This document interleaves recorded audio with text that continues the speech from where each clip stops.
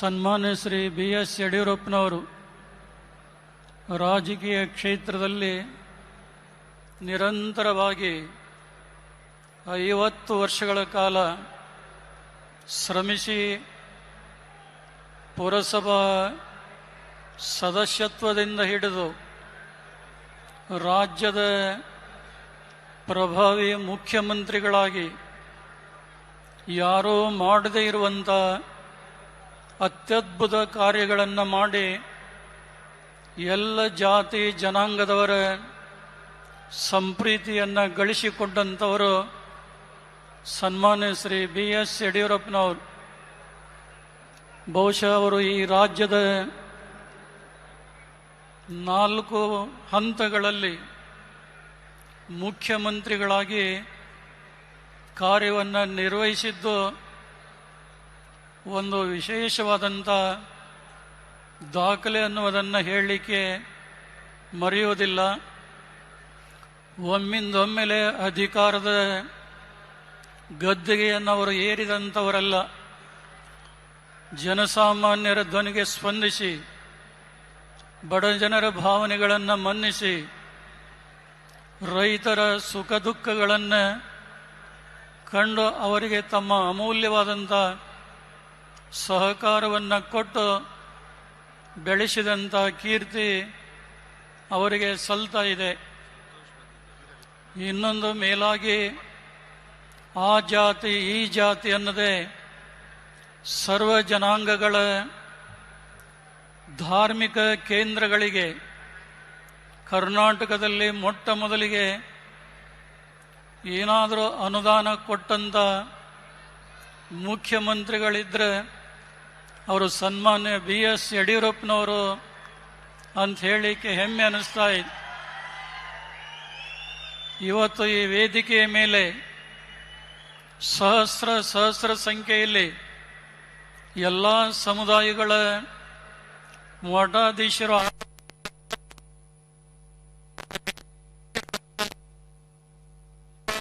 ಕಾರಣವಾಗಿದೆ ಅಂತ ಹೇಳಿದರೆ ತಪ್ಪಾಗಲಾರದು.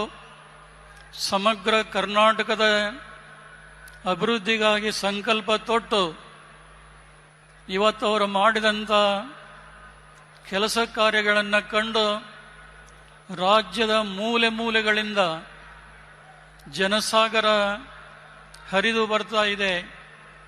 ಜನರನ್ನು ನಿಯಂತ್ರಿಸುವಂಥದ್ದು ತುಂಬ ಕಷ್ಟವಾಗ್ತಾ ಇದೆ.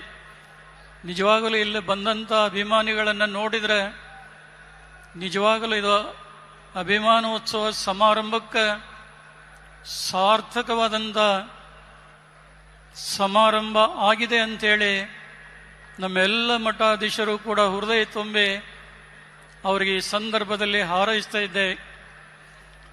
ಬಹುಶಃ ಅವರು ರಾಜಕೀಯ ಜೀವನದ ಸುವರ್ಣ ಮಹೋತ್ಸವದೊಂದು ಅಪೂರ್ವ ಸಂದರ್ಭದಲ್ಲಿ ದಕ್ಷ ಪ್ರಾಮಾಣಿಕ ಭಾರತ ಸರ್ಕಾರದ ಗೃಹ ಸಚಿವರಾದಂಥ ಸನ್ಮಾನ್ಯ ಶ್ರೀ ಅಮಿತ್ ಶಾ ಅವರು ಈ ಸಮಾರಂಭವನ್ನು ಉದ್ಘಾಟಿಸಿ ಇಲ್ಲಿ ಸೇರಿದಂಥ ಜನಸಮುದಾಯವನ್ನು ನೋಡಿ ಅವರು ತುಂಬ ಆಶ್ಚರ್ಯ ಮತ್ತು ಆನಂದವನ್ನು ಪಟ್ಟಿದ್ದಾರೆ ಅಂತ ಹೇಳಿದರೆ ಅತಿಶಯೋಕ್ತಿ ಆಗಲಿಕ್ಕಿಲ್ಲ.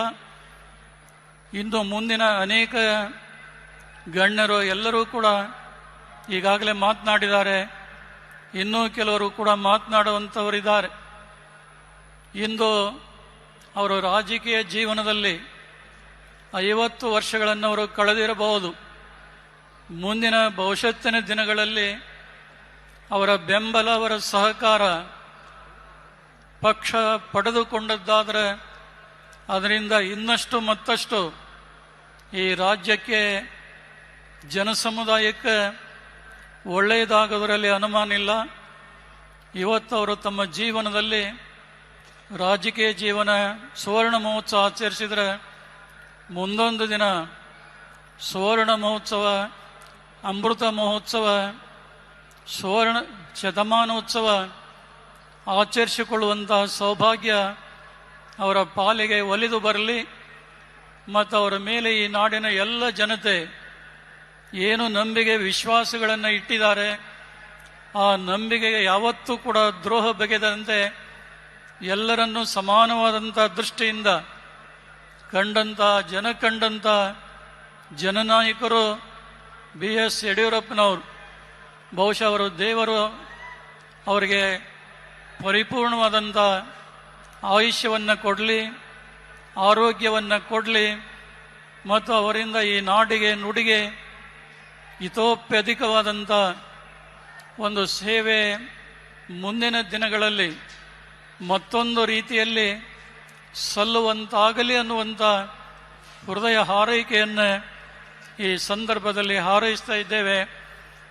ನಿಜವಾಗಲೂ ಇದೊಂದು ಅವಿಸ್ಮರಣೀಯವಾದಂಥ ಸಮಾರಂಭದಲ್ಲಿ ನಾಡಿನ ಎಲ್ಲ ಭಾಗದಿಂದ ತಾವೇನು ಪಾಲ್ಗೊಂಡಿದ್ದೀರಿ, ತಮ್ಮ ಶುಭಾಗಮನವೂ ಕೂಡ BS ಯಡಿಯೂರಪ್ಪನವರ ಅಭಿಮಾನಕ್ಕೆ ಈ ಸಮಾರಂಭ ಸಾಕ್ಷಿಯಾಗಿದೆ ಅನ್ನುವಂಥ ಹರುಷವನ್ನು ವ್ಯಕ್ತಪಡಿಸಿ ಇಲ್ಲಿ ಆಗಮಿಸಿದಂಥ ಎಲ್ಲ ಮಠಾಧೀಶರ ಪರವಾಗಿ ಜಗದ್ಗುರುಗಳವರು BS ಯಡಿಯೂರಪ್ಪನವರಿಗೆ ಗೌರವಪೂರ್ವಕವಾದಂಥ ಒಂದು ಗುರುರಕ್ಷೆಯನ್ನು ಕೊಟ್ಟು ಶುಭವನ್ನು ಈ ಸಂದರ್ಭದಲ್ಲಿ ಹಾರೈಸ್ತಾ ಇದ್ದೇವೆ.